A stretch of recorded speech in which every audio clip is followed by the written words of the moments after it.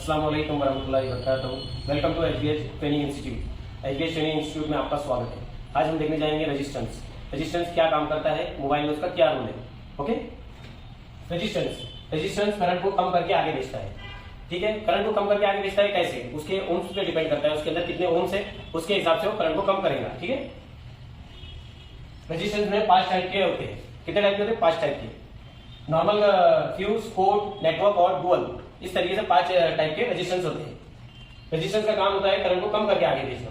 किस तरीके से कम करेगा वो, जैसे कि फॉर एग्जांपल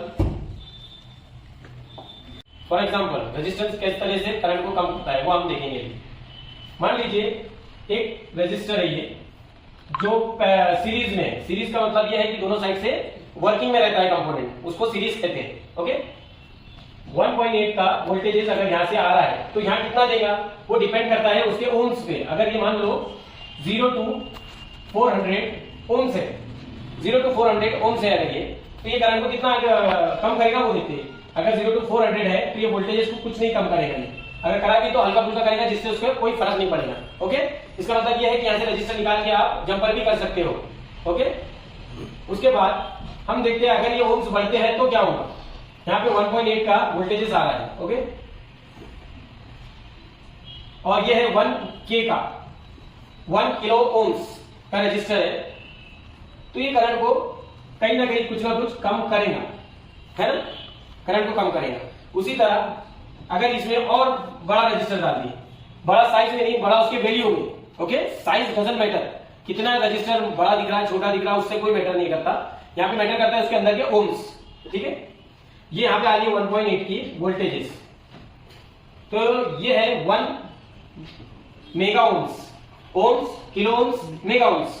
ये फॉर एग्जांपल दे रहा हूं मैं आपको, ताकि आपको समझ में आए कि करंट को किस तरीके से कम करता है। हो सकता है रजिस्टर 1 किलो ओम्स का कुछ और करे कम ज्यादा, पर मैं एग्जांपल के लिए दे रहा हूं आपको यहाँ पर। ठीक है, जब ये 1 मेगा ओम्स है, 1 किलो ओम्स ने 1.2 करा, तो 1 मेगा ओम्स आपको 0.6 भी दे सकता है।